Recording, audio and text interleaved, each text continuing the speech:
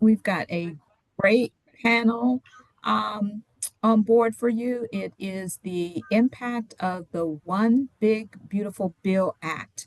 We've got some great panelists coming to you. The panel will be moderated by Dr. Adam Ramsey of Socialite Vision, longtime member of the Black Chamber of Commerce of Palm Beach County. He will introduce our guests.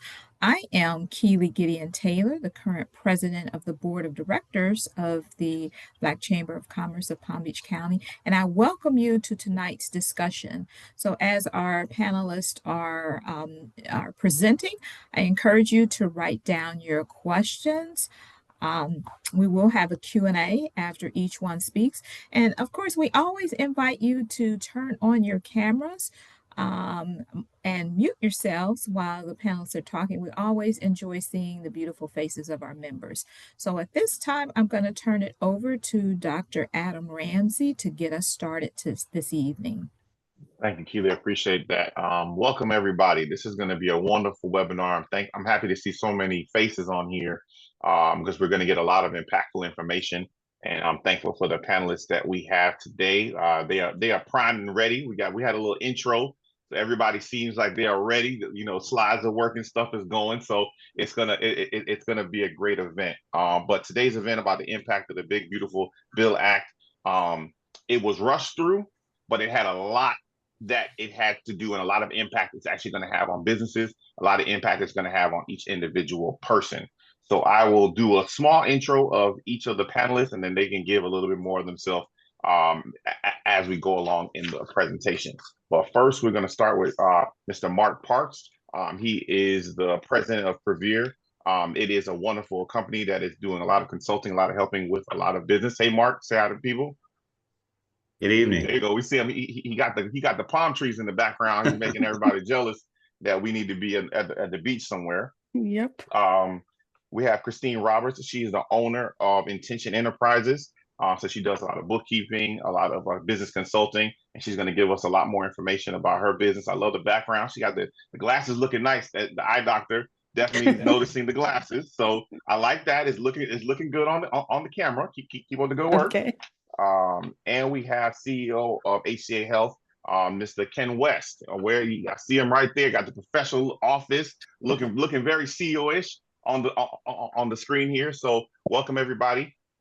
Thank you guys for coming, and let's have a good night. Now let's start off with Mr. Mark Parks. I'm going to let you go ahead and start. He's going to give us some information about how this bill is going to be affecting our businesses. So Mark, you're up. Okay, I just shared my screen, so let me know if you can see it. Yep. All right, good evening, everyone. As Dr. Ramsey mentioned, my name is Mark Parks. I am the president of Prevere Corporation. We are a national company that does, well, actually international, does business all across the world, consulting businesses and governments. I am a CPA by profession. And I think that this is a very important topic that we are presenting to you tonight. Excuse my overgrown beard. I'm actually on vacation in Barbados, but I thought it was important enough to take a few minutes out to talk about this. When this bill was first passed, which was July of this year, there was a ton of misinformation out on social media. So I thought it was very important that the Black Chamber address this issue so that our associates and businesses and members could have the correct information moving forward so you can maximize the tax benefits for yourselves. I am presenting on the individual impacts of the bill, and I know that we cater to businesses, but a lot of our businesses are S corporations and LLCs and partnerships where their income flows through to their personal tax returns. So there are some items which will impact you from an individual standpoint. So with that, I'll start off with the slide presentation. Again, the One Big Beautiful Bill Act, you'll hear it called OBBBA. And just wanted to be. Okay, just want to go to the next slide. Okay, there we go. So I start off with the Tax Cuts and Job Act, which was passed in January 1, 2018. And this law was put in place in the first Trump administration. And the reason why I start with this, because you'll hear me refer to this multiple times in this presentation, because it is the framework for the OBBBA. So when you hear me say TCJA, I'm talking about the initial bill that was passed in the first administration in 2018. Now, today we're focusing on the One Big Beautiful Bill Act, the OBBBA. It was passed July 3rd of this year and signed into law on July 4th. There were 102 provisions and there was 525 pages of legislative text. And the net of the reduction in total revenue for the government is $4.5 trillion. Now, the first thing that I want to talk to, and this is probably one of the largest impacts of the bill, is the change in the tax rates. So for income taxes, you have something that are called marginal tax rates, and that's the rate at which you are charged on your income for your taxes. So to the left, where it says before TCJA, that is what it was before, and the current rates, which were carried over from TCJA and made permanent in the OBBBA, are on the right-hand side. So you see the first rate was 10% and it remained the same. The next rate went from 15 to 12, so that's a 3% decrease. The next went from 25 to 22, another 3% decrease. Then we went from 28 to 24, a 4% decrease. Then we went from 33 to 32, a 1% decrease. The next rate stayed at 35, and then you'll hear them talk about the maximum rate, which was 39.6, almost 40%, has now gone down to 37%. So I want to explain a little bit more about how that marginal tax rate works. So you would, just on the surface, you might think if the top tax rate is 37%, if you make $1 million in taxable income, you would think that you owed $370,000, which is 37%. However, the way the marginal tax rate works is this: the dollars that you make that are less than $11,600 are taxed at the lowest rate, 10%. Then the income that you make between 11,600 and 47,150 are taxed at 12%. The next rate, 47,150 to 100,525, taxed at 22%, and on down the line. So when you factor in the way the marginal tax rates work, that $1 million earner would not be paying $370,000. It would be significantly less, and it's because of those marginal tax rates. Okay. One of the other changes to individuals is the standard deduction. The standard deduction is an amount that the government gives you to offset your taxable income to lower your taxes. So there's two types of deductions that you'll hear about. You'll hear about standard deduction and you'll hear about itemized deductions. Itemized deductions are for people who have charitable contributions, maybe taxes, and some other things that may be included in their itemized deductions that they could deduct from their taxable income. But what the government does is they give you a certain amount, and if you're not over that amount, then you just take the standard deduction and you don't have to worry about itemizing. One of the reasons that the government changed the way they do standard deductions was to simplify taxes. And apparently it worked. Based on the statistics that I see, prior to the TCJA, when they changed the standard deduction rates, 30% of the people itemized their taxes, which means that they had to fill out a Schedule A, which is an extra form for the people who did the taxes, as well as an extra form for the people who were working on them at the IRS. Now only 9% of people itemize, and you'll see why. In the prior to the TCJA, for a single person, the standard deduction was $6,375. Now it is $15,750.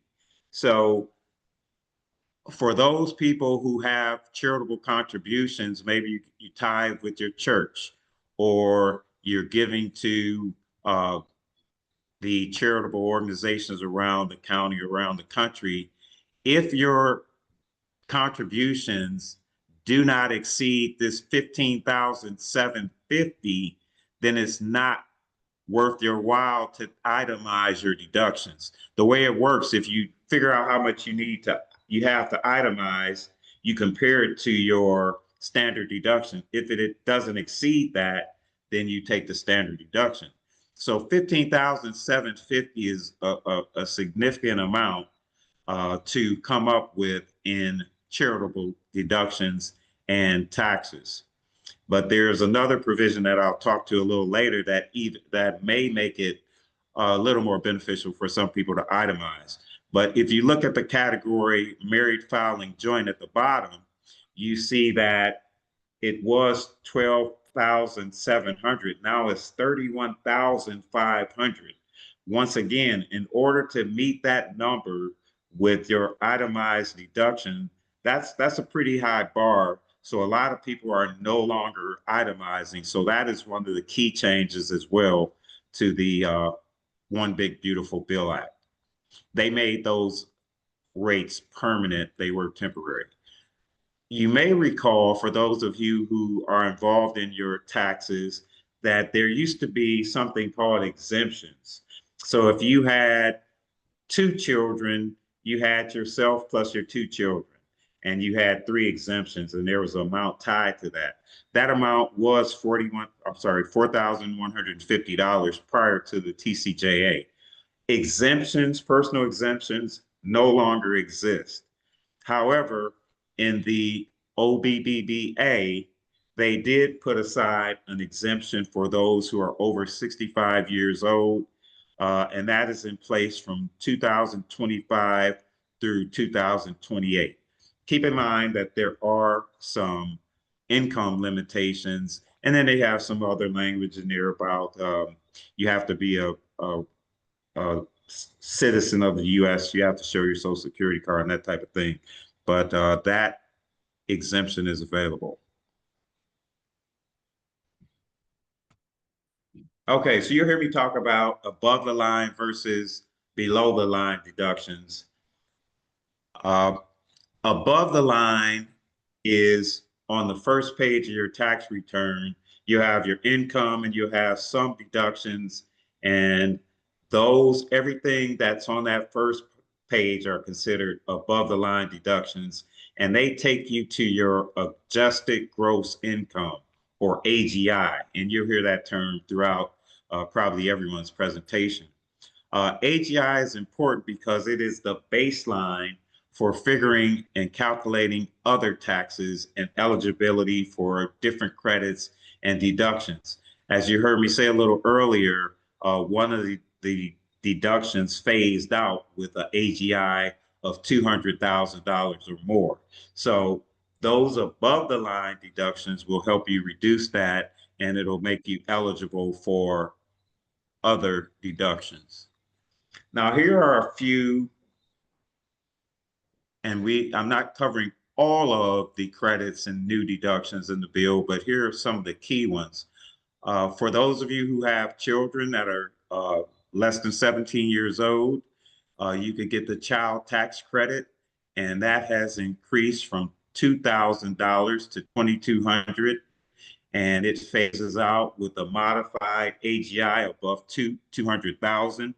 And keep in mind, these are for single filers. Just double it if you're married filing jointly. Now, here's an important one for people like myself and people who are from states like I'm from Ohio, maybe you're from New York, or a state that has city and local taxes. They call it SALT, state and local taxes. And when you itemize your deductions, you could deduct your real estate taxes, you could deduct your taxes paid to your state, taxes paid to your city. However, that deduction was limited to $10,000 in the TCJA. With the OBBBA, it was increased to 40,000 until 2029. And I'll tell you how that kind of plays out. As I mentioned, I'm from Ohio, so near Cleveland. So I worked in the city of Cleveland. Just say I make $200,000. In the city of Cleveland, the city income tax rate is 2%. So that means that I have to pay the city of Cleveland $4,000 in city tax. In Ohio, I live in another city. So if you work in one city and live in another one, you also have to pay the city where you live. So the city where I live charged 1%. So that's $6,000 in taxes that I was paying to cities.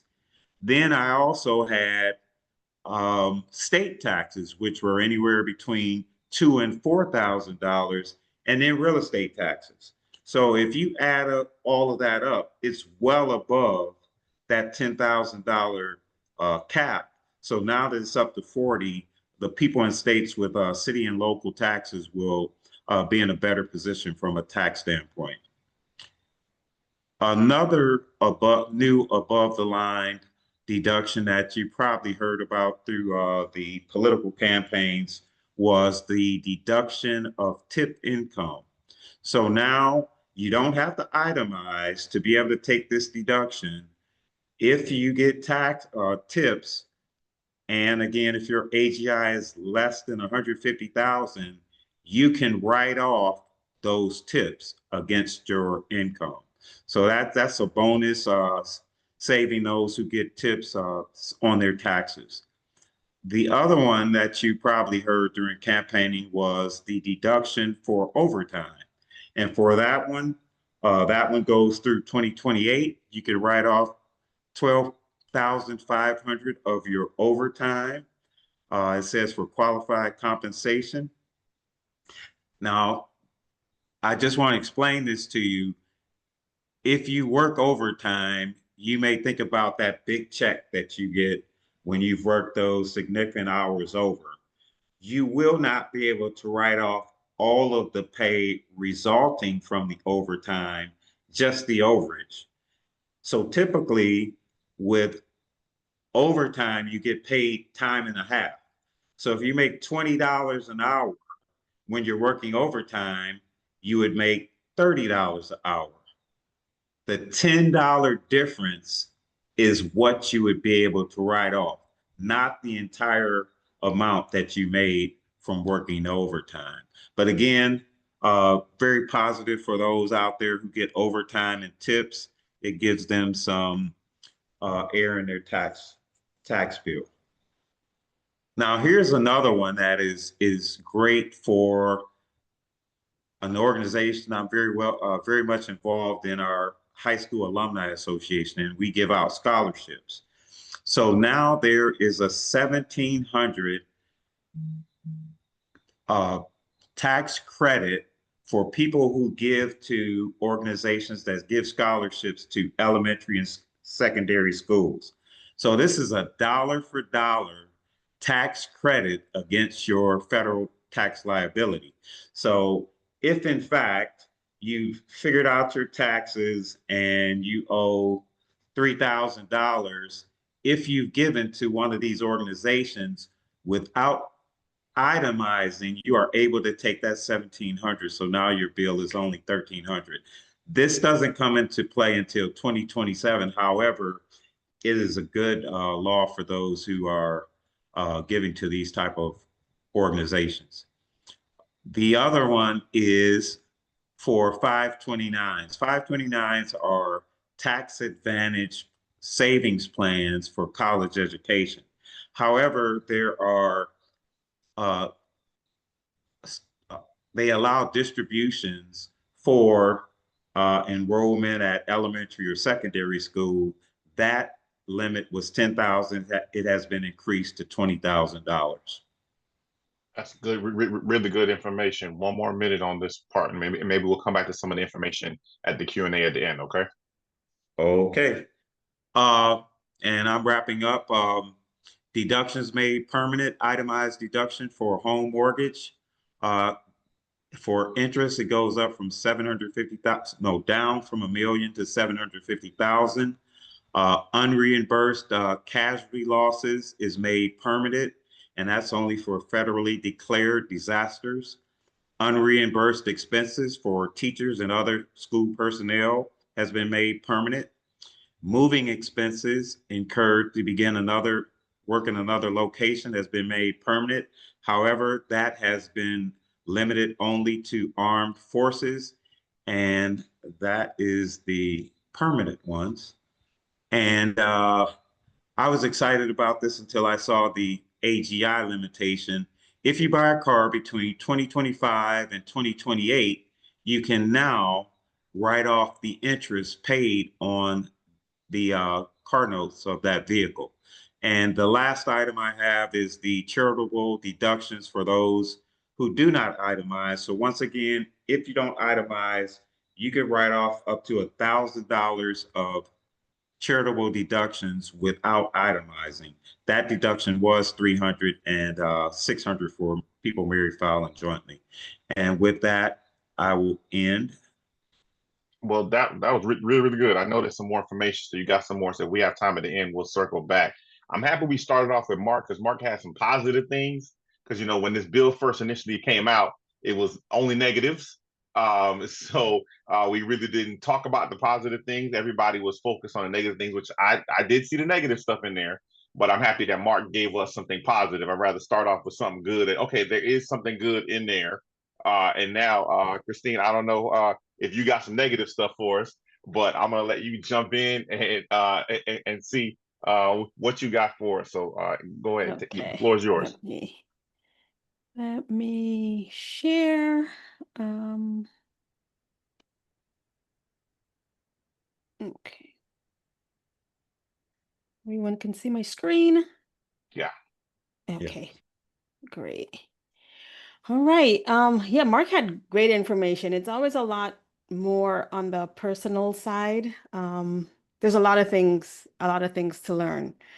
So here we go, right? I'm Christine with Intention Enterprises. I've been a member of the Black Chamber of Commerce now for roughly two and a half years. And I'm glad to be here to present to you guys on this one big, beautiful bill. My company, we do accounting, bookkeeping services, consulting services. Really, we're here to partner with the small businesses and get them the information. Anything I don't know, we can always find out, we can always ask, and I'm a big proponent of that. So I'll start with the overview. As Mark mentioned, the bill was enacted July 4th, 2025, and it really introduced several significant changes for individuals and businesses. I obviously will be talking about the business side of things today. Really, what comes out of this bill is the obligations, right? There are new obligations, there are stricter reporting standards that are going to affect both taxpayers and employers. Here we go. So we're going to hop right in. We're going to start with the modifications to reporting thresholds for online payments, right? So if you're a small seller, gig worker, side gig hustler, this affects you, right? So if you're receiving payments on platforms like PayPal, Venmo, or Stripe, the IRS will only require you to have a 1099-K if you cross the threshold of earning $20,000 and having 200 transactions a year. This is a rollback. Before, the 1099s were issued to anyone over $600. So it's a win for small sellers and gig workers. For example, if you're on eBay and you've made $8,000 worth of sales over 75 transactions, no 1099-K, and that means ultimately less stress, less tax prep, and less paperwork. Qualified business income, QBI. This deduction is made permanent, and then it's important for those of us who have businesses, right? This 20% is the pass-through deduction that happens on income if you're a sole proprietor, if you have a partnership, if you're an S Corp or an LLC. They've made this permanent. And what this ultimately means is there's less tax on your business income. That means there's more money in your pocket, right? So if you're an S Corp and you've generated, God willing, $300,000 of qualified income, you could now potentially save $60,000 off of your taxable income. And we use that to build our businesses. So that's another positive. Full expensing and bonus depreciation. This is a big one, right? This is where businesses can now deduct 100% of the cost of any equipment you've purchased, any vehicles, software, right? This started January, and it's retro back to January 19th of 2025. This is a huge bonus for us. This is where instead of spreading the deductions over 5 to 7 years, now you get to take the full write-off up front. So that means real-time cash flow relief. We get this money back at the end of the year when we file taxes. If you're spending over $1 million, right? There's one section of the code, it's called Section 179 deduction. Who needs to know that? Your tax filer does, right? That's not what we as small business owners are really thinking about, but the person who does your taxes knows about this. And this is especially important for small to medium-sized businesses looking to invest without taking this huge hit on taxes. For example, if you're a dental practice or an eyewear practice, right? God willing, you're able to spend $2 million on chairs, x-ray machines, IT systems. You can now fully expense that immediately. So you're not waiting the 5 to 7 years to expense this out. Mark touched on payroll and on tips. I'm going to touch briefly on the payroll, tips, and overtime deductions and how they specifically relate to the business owners. The first thing is the law is retroactive to January 1st, 2025. And it's important to know that because the IRS is going to require you to start tracking that. So tips and overtime, they are going to be considering it for income for tax-free treatment, but you need to track it. And that means you may need to update your payroll system because you will have to provide proof. Anyone who follows me on social media know that I am big on keeping your paperwork and making sure that you can prove what you say you are doing, right? So the payroll needs to be trackable, and you will need to be able to pull a report that separately shows the IRS, should you be asked, that this portion qualified for overtime and tips. So there is going to be an additional reporting burden on small businesses, on any business that is paying an employee. You will have that additional burden. The other thing is it sunsets in December of 2028, unless, of course, they extend it. But as far as the tracking, something to keep in mind, they are going to consider reasonable methods, whatever reasonable methods are. They haven't specifically said that as yet. I'm sure that is information to come.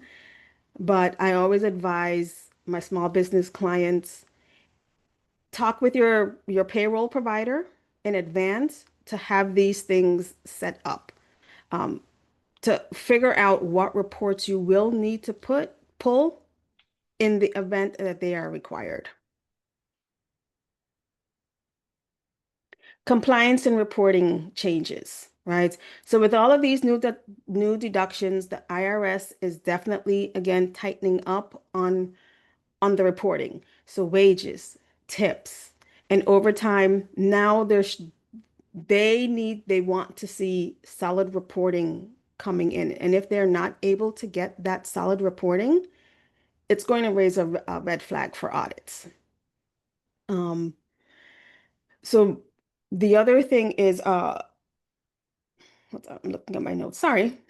So they're also expanding the 1099 reporting for employers. So if you are an employer, the more payment types and thresholds, they're expanding that. What does that mean? It means that if you pay a freelancer $700 via Zelle for graphic work, they may now trigger a need for a 1099 miscellaneous form. And you have to make sure that you are tracking that. So when you're tracking in your bookkeeping, it's not only tracking, hey, I sent John $700 for my design work, but make sure that you're tracking John as a contractor in the event you need to issue this 1099 as well.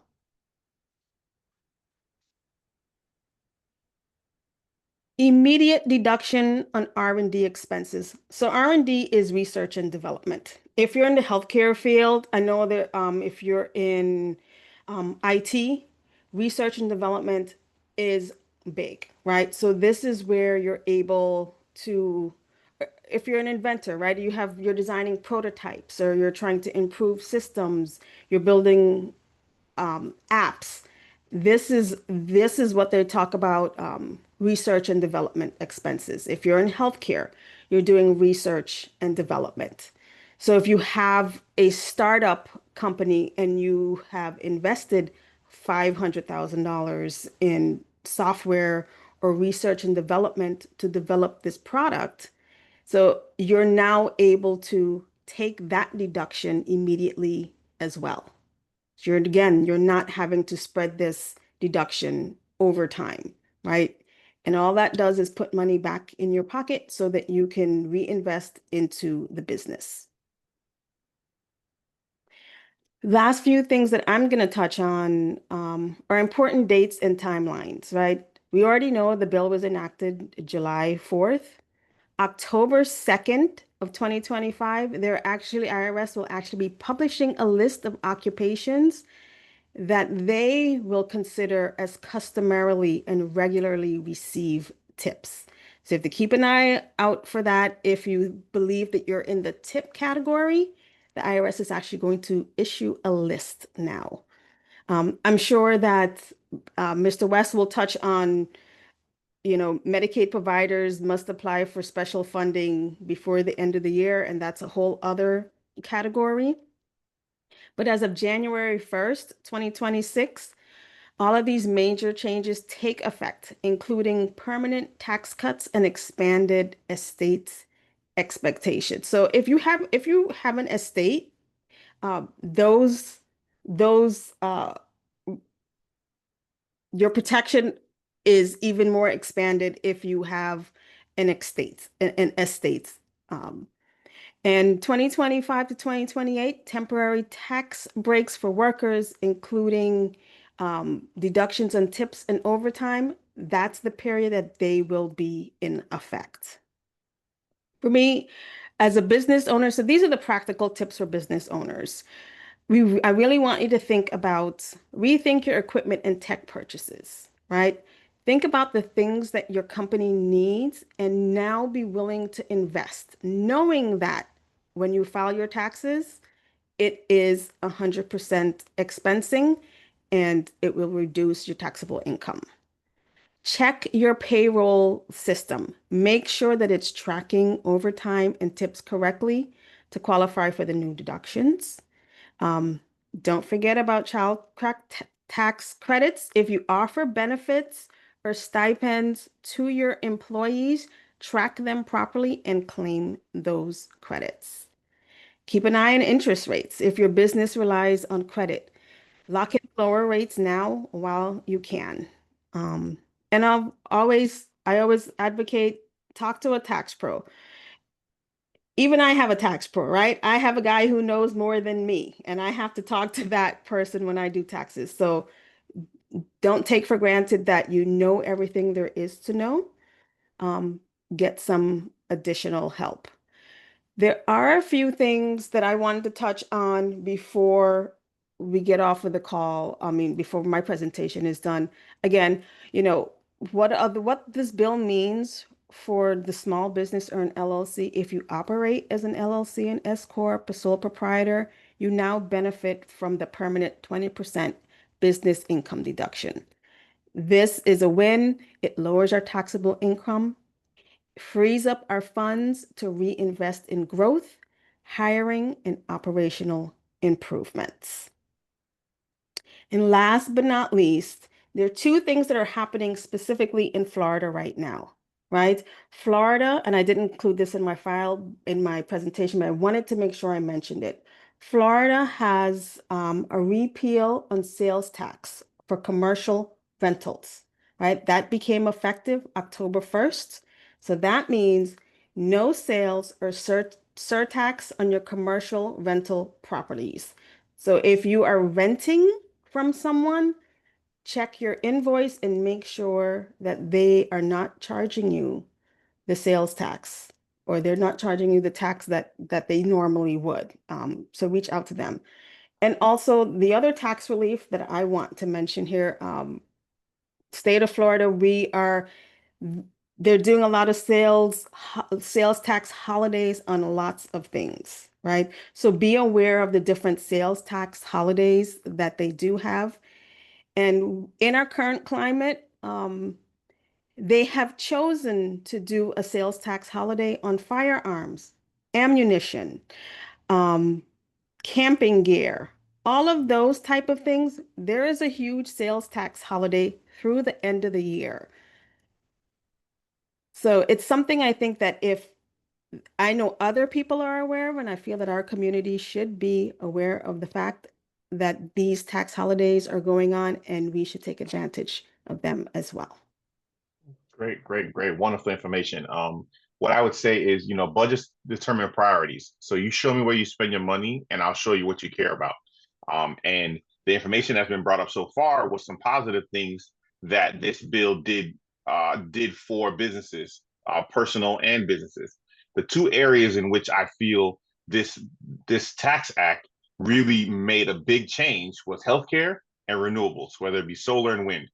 The solar and wind got crushed, and healthcare did not do so well in that arena. So sorry, Ken, you're gonna have to come in with the not so positive news about where this bill actually was not as beneficial for us. But maybe you can find some bright lights in that. So Ken, the floor is yours. Sure. Well, good evening, everyone. And as was mentioned, I'm Ken West. I'm the CEO of HCA Florida JFK Hospital, located here in the Central County in the city of Atlantis. And as you mentioned, there's a couple things I wanted to kind of frame this and share with you all tonight. I think if you look at it within the context of what was in the One Big Beautiful Bill, what was not in the One Big Beautiful Bill, and what is still at risk for you that you should particularly know about as a typically small business owner, or even those who work in the gig economy or kind of self-employed. So I'll first say, and as you'll see here, we think about it in a framework of where all the risks that are out there. And so I was thinking through the Medicaid, which we'll talk about in the context of the One Big Beautiful Bill. Medicare, which in the early days of these negotiations were perhaps at risk, that was since taken off the table. What happens with tariffs, as we're kind of currently experiencing in the business environment, and also a little known acronym that a lot of people may not realize. And I'm going to spend most of my time talking about what's called the enhanced premium tax credits. And that's a very big cliff that's getting ready to happen if you haven't been watching the news very closely. So we'll go back to the One Big Beautiful Bill. Well, as it started off, it was originally I think it was the House version of that bill was proposing about $600 billion in cuts to Medicaid. That ultimately ended up being, as you might recall, somewhere between 900 billion to $1 trillion in cuts. Now those are due to hit in about 2 years from now. But what I'll tell you, the way the bill was structured, it was a bifurcation that was made in the text that actually treats states differently, particularly around if you expanded Medicaid. You may recall that the state of Florida and many other states, typically red states, did not expand Medicaid. So you remember a lot of talk in the news about expansion of Medicaid. So it treats those states that didn't expand Medicaid differently. So much of what we hear in each of the counties across the state of Florida pass through their resolutions through their own counties, which actually tweak the formula on how they fund locally to tie into those matching federal funds.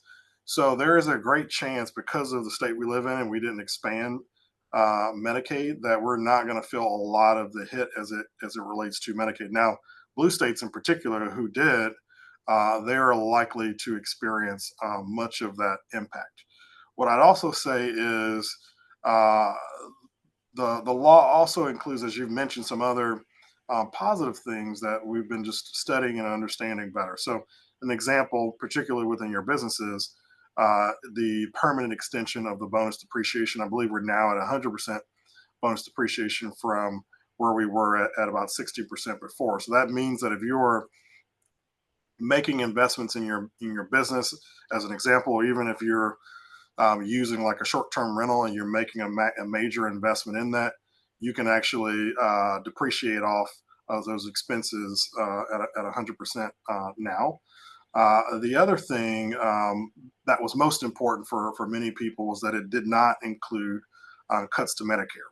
So if you're over 65 and currently on Medicare or a Medicare Advantage program, this bill did not have any, and in many of the other things like site neutral, changes where it changed the reimbursement depending on the site of care that you're in as well. And it also avoided increases on the corporate taxes, which I think were mentioned earlier as well. So the bad news is that yes, it's going to have some impact on some people but specifically because we live here in Florida. From the Medicaid perspective, we are relatively more shielded than some of the other states, as I would say maybe California and others from that perspective as well. I'd like to spend a little time now to really help you think through as a small business owner, or if you're self-employed or work within the gig economy, the next really large cliff that's coming your way very soon here. So there's a thing called the enhanced premium tax credits. And we have roughly about 40 days until you're going to start to hear some real significant news of that. Not by show of hands, but just kind of think through if today you're using the health exchanges, what you might have heard politicized before being considered Obamacare, this means you. So there are about 24 to 25 million Americans who are currently on what we consider the health exchanges. These are individuals who got into the private marketplace. So these are people who aren't working for a large employer who offers insurance to them, are not below a socioeconomic level, or in a state that has expanded Medicaid in which you're able to get insurance through the state through Medicaid, or someone who's over 65 and who is eligible for traditional Medicare or Medicare Advantage. So if you have insurance through another means, it's not like a spouse's insurance through their company, you are likely on a health exchange. Many people who currently who have insurance who are through the, like in the gig economy, they are purchasing that here today. Of that 25 million, 4.1 million of those individuals are right here in the state of Florida. If you take the two largest red states in America, Florida and Texas, that number is a little over 8 million people just in those two states alone, and who also chose not to extend Medicaid as well. Now, what's interesting about it, these enhanced premium tax credits, so the reason they're called enhanced, these are tax credits that the insurance companies are able to use for their own personal tax credits, which allows them to actually reduce the total amount of the premiums that allows you to purchase into these. So typically, because these pools were sometimes smaller, sometimes people who worked in small businesses and their businesses couldn't offer direct insurance to them, but they may give them money to buy those premiums. That has the potential to be expiring on September 30th through that bill. And what we find is, to give you a couple examples, and I have one here. What we've seen is that, particularly as an example, a Florida couple, if you have, let's say, someone who's 60, they're not at the Medicare age, but maybe has semi-retired here in the state of Florida, maybe perhaps drawing a pension and earning anywhere around even up to $80,000 per year. What you should expect to see is the health premiums will increase by more than $19,000 per year if these tax credits expire. You have other examples like a family of four who may be earning roughly around $64,000, $65,000 per year. They can expect to see premiums increase around 200%.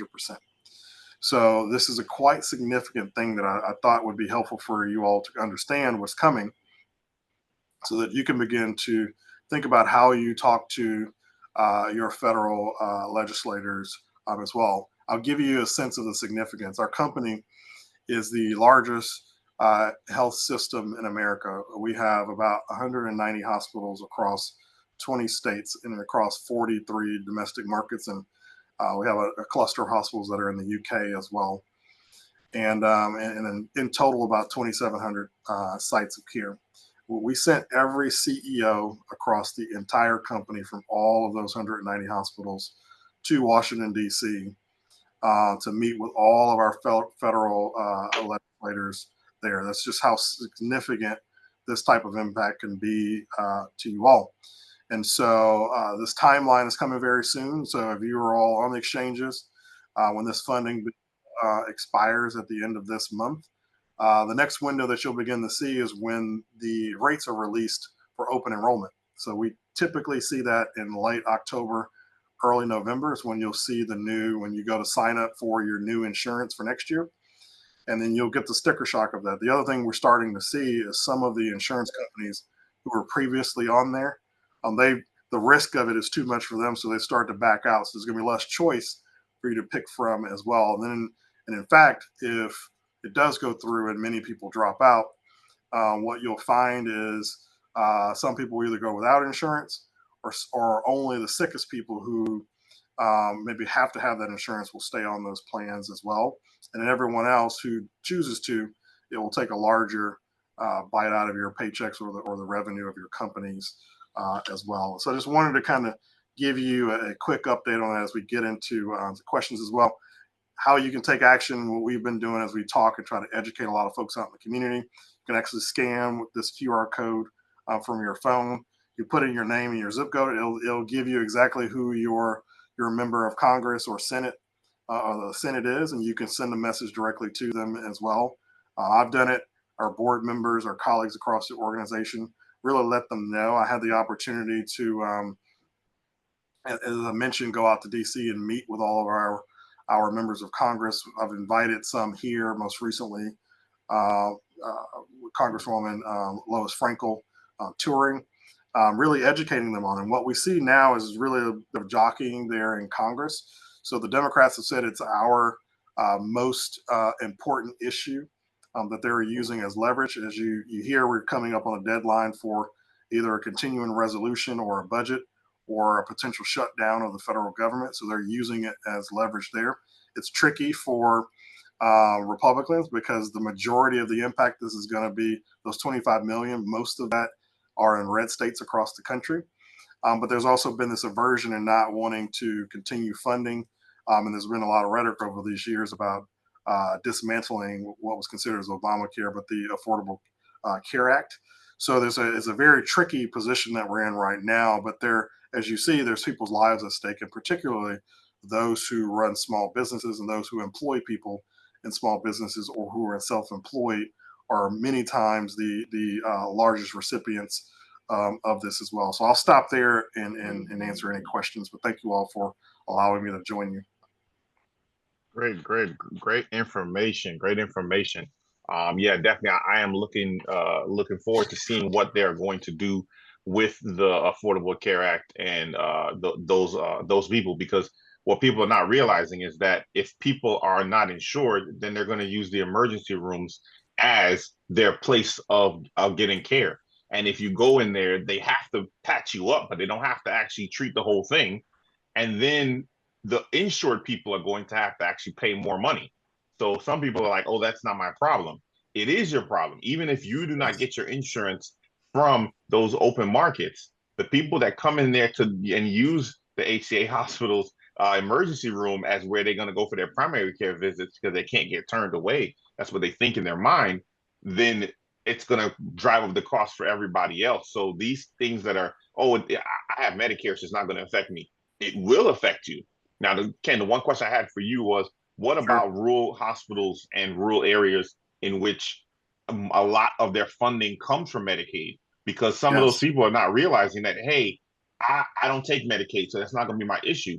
But if your hospital gets a lot of their funding from the community, you may lose the ability to even have that hospital. What about a hospital that's in Douglas and stuff like that? How do you see that being affecting these communities? Yeah, it's a great question. You mentioned that. So in rural towns all across America, as you may know, in some of those hospitals are what's considered critical access. So they get a higher reimbursement from Medicaid based off of that rural designation as well. When you start to think about $1 trillion in cuts across 10 years, you're going to disproportionately impact rural communities, more urban communities and cities that may have a disproportionate share of people using Medicaid, but even hospitals in suburbia are going to feel that as well, right? So typically what's happening already is most hospitals are already losing money. You're getting paid less than $1 on $1 of cost for Medicaid. If you think about Medicare is largely paying you about $1, slightly over. Private insurance is typically paying you anywhere from maybe $1.10 to $1.30 of your cost. And you're using that to balance between what you might be getting 60, 70, 80 cents on a dollar for a Medicaid patient and roughly $1 for Medicare as well. And so many times you're going to see services that people oftentimes offer, like whether it's pediatrics, whether it's obstetrics, so labor and delivery, whether it's psychiatry, psych, and many of these other things that people use, they're able to subsidize and keep these programs open. They're going to have to rationalize. What I suspect some of the risks are in rural communities are many of them are hanging on by the thread already, and they depended on that extra boost that they got out of that funding. They will be at risk for closing. And so now you're going to create healthcare deserts for a lot of people as well. Now, the one benefit I guess we have sort of in the Glades is because we fund that hospital through our taxes here in the county, which goes through the health district. But other places that have private hospitals that are out in these rural communities all over America, they may not have a way to leverage the taxpayers to fund to keep them alive. And so they will be potentially shuttered over time. I think there was a question as well in the comments around how are those in the marketplace being notified of these changes or deadlines? Yes. A lot of people are kind of waiting in the insurance around because they don't know exactly what to do, right? So the economy and businesses, as you all know, you thrive on some level of a certainty of what's going to happen because I can make plans in my business. Do I either ratchet down? Do I cut certain services? Do I reduce the number of people that I employ? Do I make this investment? And stock market and businesses really need stability and they need to kind of know what's going to happen. So right now you have a grave period of uncertainty. And I suspect many of the insurance companies are, they don't want to necessarily give you false information. So they think that maybe Congress will take action and do something, particularly with this continuing resolution to avoid a government shutdown, but they don't know. So we'll find out very soon, likely by the end of this month, if they extend and they put a deal in place that allows them to keep the government open and leverage this as extension. Then you'll probably get an update on the rates will be roughly about the same. If they don't, you're going to get the sticker shock here fairly soon. Because right now, somebody can't sign up for 2026. They could have only signed up for this year. So even if they try to do something before the deadline, that's only for the rest of 2025. They have Correct. to wait until October to sign up for 2026. So doing something today or tomorrow really wouldn't change that, correct? That's correct. So these are for the published rates, which are going to be your open enrollment in November for January 26th, all the way through the end of the year. And just as a side note, you may not realize those same exchanges, all the members of Congress and all of their staff members are on those same exchanges as Uber drivers and small business owners and everyone else. So they have a vested interest themselves because they're going to feel the brunt unless they figure out a way to carve themselves out of it. Okay. They might be carving themselves out, but hopefully we find a fix for that. Christine, I'm going to go to you for another couple of questions here. They were asking about the vehicles. If you can write off the interest payments of those vehicles, does it matter where it was manufactured? And I think that was one part that was left out, was that the cars have to be manufactured in America. Yes. So some cars are American cars, but they're manufactured in Mexico, and that increase in deduction only accounted for cars that are actually assembled in the U.S. Correct? Correct. So it's American-made vehicles. Yeah, and we tend not to drive a lot of American-made vehicles, right? They're trying with the tariffs. I think that's what the hope is. The hope is that we will be pushing towards more American manufactured vehicles, and to incentivize us to do that, give us an additional break on American-made vehicles. And sometimes companies that you think of as American, they're actually made in Mexico, and companies like BMW are made in Georgia. So like you think of a German company and thinking, oh, that's a German company. It's talking about where it's assembled. So not where the headquarters of the car company is, but BMW is actually assembled in the US. So that car counts. There's some Toyota and Fords and stuff like that. A lot of those are actually made in Mexico and assembled in Mexico and then driven over the border to come here. So whenever you're buying a vehicle, definitely ask. Now, does the 6,000 pound weight limit, does that matter for this No. amount, or that was two separate things, right? No, it does not matter for this amount. Yeah, because for the 6,000 pounds and above, that's where you could use the 179 section 179 bonus depreciation, and this is just talking about the interest rate. Yeah, I think it's for maybe ask Mark. I'm not sure. I think the electric vehicle has that Electric vehicle, that one went away. That So one no went more away, credits for right? for So there's electric no more vehicles. credit for the electric vehicle. See, I don't do a lot of personal taxes. I do a lot of business taxes. Everything renewable went away. So electric Yeah. vehicles, gone. Solar and wind, gone. those are Healthcare, gone. lost money. If you had other businesses, you could see some benefits, like what we talked about today on this call here. There were some benefits. It wasn't all negative. It just depended on pivoting and finding your sweet spot and finding figuring out where the tax code works for you. One thing I do want to mention was that some of the things that we talked about here with the tax on the tips and the overtime, those were temporary. Yes, only till 2028. The changes that Mark talked about in the beginning, those were permanent. So making an increase in bonus deduction and all the other stuff, those things were permanent. So it helped out the people on the top end of those financial ladders. All the tips, those things were limited. The tips were under 12,005. The tips were under 25,000, and the overtime was under 12,000. But that is temporary. That's only while they're in office. After his 4-year term is up, those things are going to be gone, and they would have to actually get renewed or put back into place. The other things are permanent, and unless you had a whole new bill act, that came out, they would stay on unless they could pass something on both sides of the house. So, some of these things were the stuff on the people on the lower end of the ladder are temporary. The stuff on the top end of the ladder were all made permanent unless a whole new act was actually came out. Am I saying that correctly? Yeah, I think the bill is, there are things that are very favorable for business owners, right? So it is to your advantage to be a business owner in this current administration. They've really geared it toward that. There's a question in here, is there a cap on the tech and equipment purchases? It's $2.5 million. So spend away, right? So that's your cap. It's up from 1.5, I think, or 1.25. So if you want to spend money on your tech and your equipment, it's up to $2.5 million you can spend. I see another question in here about information regarding paying taxes on rental property. Are you referring to rental of office space? So the rental paid on office space. So it's commercial property specifically. So if you're renting commercial space in an office or in a complex, check your statement, because they will not be paying taxes. They will not have to pay the sales tax. So make sure that they are not charging you the sales tax associated with it. I got an email this week, and my rent went down a couple $100. So they let me know ahead of time. I was waiting on the email. I wanted to see it.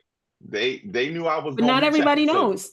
Not they everybody was sent me an expecting email and that. they said, Yeah. "Oh, your bill's going to be going down." And I was like, "How much?" I said, "Let me see I need to see the numbers because they give us an itemized thing and it did go down. So make sure your that it goes down because they are not paying taxes on that rental space, so that the space that they own. So yours should actually go down." Right. But if you own property and you collected sales tax in the month of September, you September. will have to pay that for October. So you still have to pay in October for anything that you've collected. And there is a grace period for property owners, but you as a tenant need to be aware, keep an eye on your statement, make sure they change it.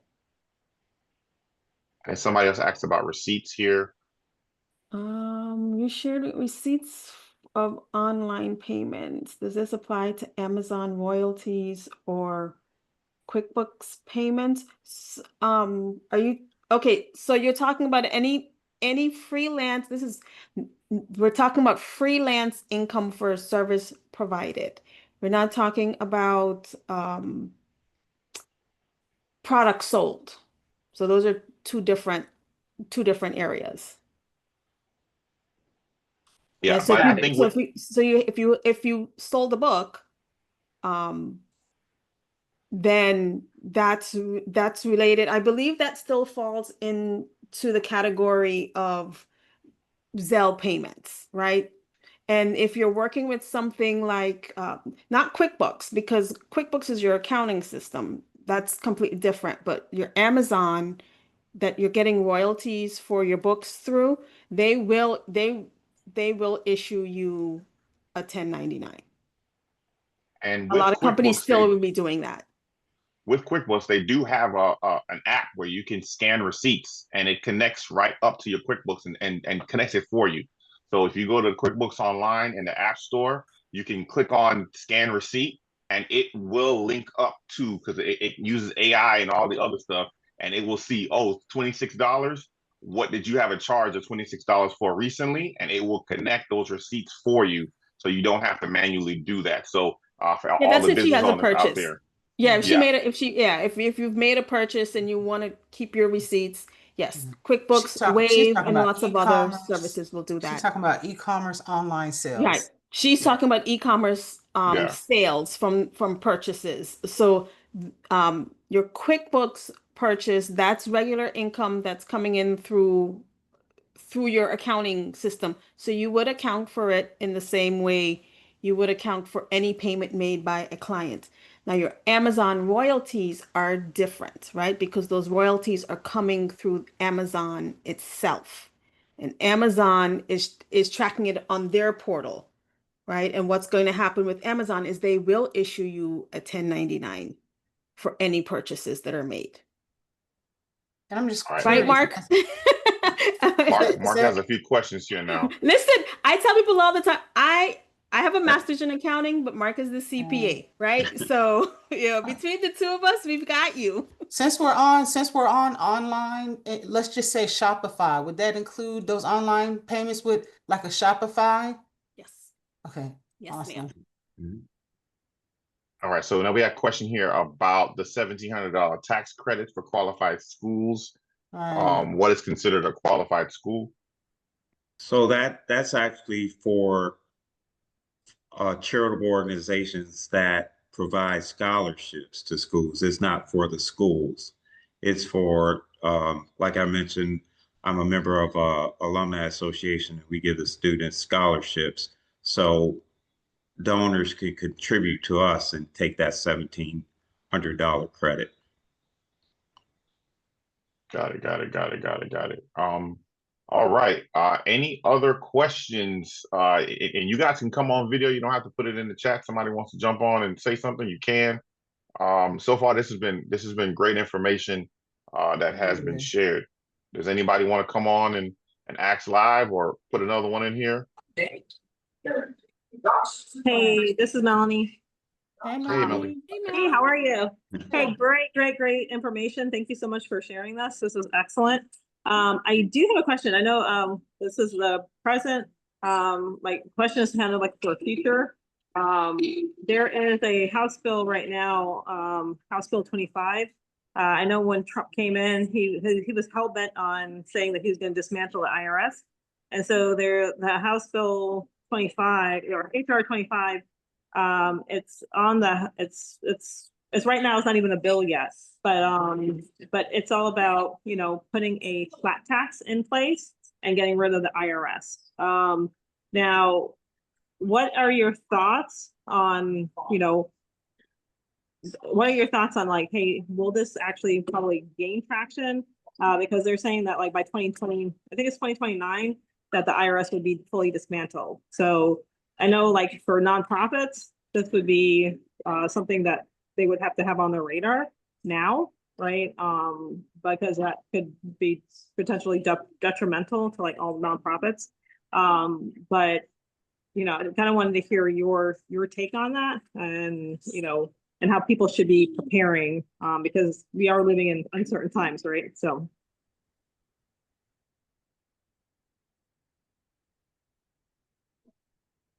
Well, so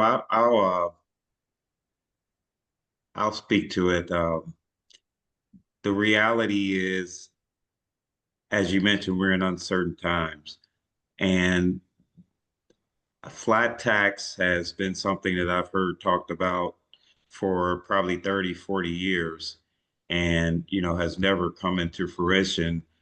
Similar to, as us in Florida, as well as people in my home state, Ohio, are hearing about the elimination of property taxes. The challenge is, how do you make up the revenues that you are eliminating? So, and as you mentioned, Melanie, for instance, if we get rid of property taxes, then who is the primary recipient of that? And that's schools and libraries and all of that. So are they really going that direction? The flat tax has been brought up many times, but it's really, how do you put it into play where it's where it works and it brings in the necessary revenue for the government to operate. So I haven't followed that particular legislation, but as I mentioned, I've heard this talk for many years. So I would just wait until they have more details and more more solid information before I'd like to speculate on how it would work. Great. Thank you. Thank you for the question, Melanie. You have Keely's hand is up. Yeah. Oh, okay. Hi, team. For Mark, Mark, can you just briefly clarify the $1,000 itemized deduction? You mentioned that, of course, the charitable deduction cap has gone up, and I've seen that. I'm part of that 9% that or was part of the 30% that no longer takes deductions. But can you explain that, how that works against So with those actually, caps? that particular deduction doesn't require you to itemize. So you can write off up to $1,000 even if you're not itemizing Okay. for your charitable deductions. So Okay. that's a plus because there's a Okay. lot of people who don't hit the threshold to Mm-hmm. itemize, but they give to charity. So now they could get a benefit from that. Okay. Thank you. All right. Any other questions?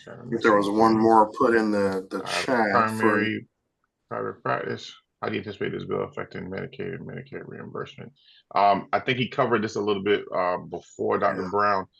He mentioned Medicare was not touched in here, and Medicaid has been affected, but we weren't going to get too many effects. I don't know.